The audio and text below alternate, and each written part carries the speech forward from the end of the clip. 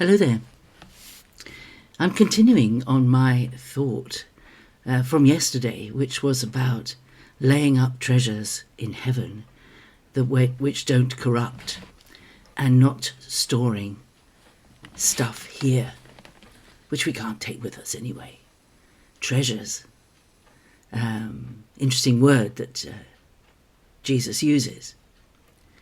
And we were thinking yesterday about what constitutes these treasures. And it was all about not spending our time accumulating stuff that is not of eternal use or value. That's the thing. To invest our lives and our time in things of eternal value. Now, in two places, in 2 Corinthians 5:10, you can look at that up yourself, 2 Corinthians 5:10, but in 1 Corinthians 3, verse 10 onwards, is a passage about the treasures in heaven. I'll just read it. It's sobering. It's serious. I know sometimes when I do my thought for the day, the things I say are challenging, but I think today is really quite challenging. Paul is writing to all the Corinthian people, not just the leaders of the church. He's writing to them all. And he says, "According to the grace of God given to me, like a skilled master builder, I laid a foundation, and another man is building upon it. Let each one take care how he builds upon it. For no other foundation can anyone lay than that which is laid, which is Jesus Christ." So we must be certain that what we do is for Jesus, and is about Jesus, and is on the foundation of Jesus. Not anything else. Not any other ideas or philosophies or thinking. We have to lay our foundation solidly on the gospel of Jesus Christ, that there is no other way to be saved but through Jesus, and that our good works and everything that we do not benefit us for salvation. They have nothing to do with salvation, but they do have to do with rewards, with things that last, because Jesus did tell us to store up treasure in heaven, because where the treasure is, there is our heart. If our heart is set on eternity, then we won't be focused on the things of this earth. So that passage carries on now. If anyone builds on the foundation, that is the foundation of Jesus Christ, with gold, silver, precious stones, wood, hay, straw, or stubble, each person's work will become manifest. For the day, in capital letters, the day will disclose it, because it will be revealed with fire, and the fire will test what sort of work each one has done. If the work which any man has built on the foundation survives, he will receive a reward. If any man's work is burned up, he will suffer loss, though he himself will be saved, but only as through fire. So Jesus talked about treasure, and true valuable treasure can stand the test of fire.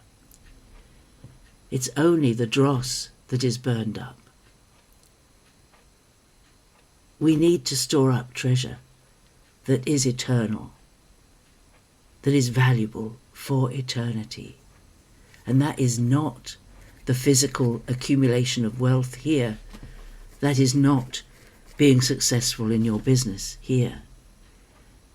The things that Paul sees as value are what we build on the foundation of Jesus. And if what we build is worthless, we will not benefit from it when we get to heaven. It has nothing to do with our salvation. Our salvation is completely and utterly secure. But it's about winning a prize. It's about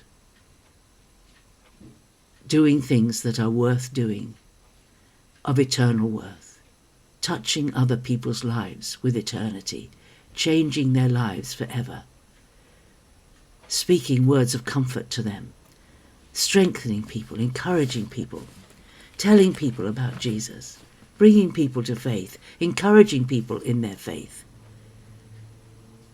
working, listening to the Holy Spirit, loving the Word, blessing God and worshipping Him. You know, when we come to Him in spirit and in truth, we are in eternity. And how refreshing and encouraging and wonderful worship is. You know, there were some people in the Old Testament, they spent their entire lives worshipping God, singing His praises and saying, "Bless God, His steadfast love endures forever." That was their job. And it was gold dust. So what do we do with the valuables that we do accumulate here on earth? We share them. You know, most of the New Testament, when it talks about money that is a movable stuff, like a river, like a stream. You know, the money comes in, we use what we need of it, and we let the rest go to help someone else. We don't accumulate it. We don't store it. It's not ours to keep. It's ours to use. Perhaps you've never thought of money like that. God has given us wealth to benefit others, to help others, not so that we can line our own nest. Of course, we do need to keep some money so that if an emergency arises, we can meet that emergency without going into debt. But we can't outgive God. Lay up for yourselves treasures in heaven. Build on the foundation of Jesus with gold, silver, and precious stones.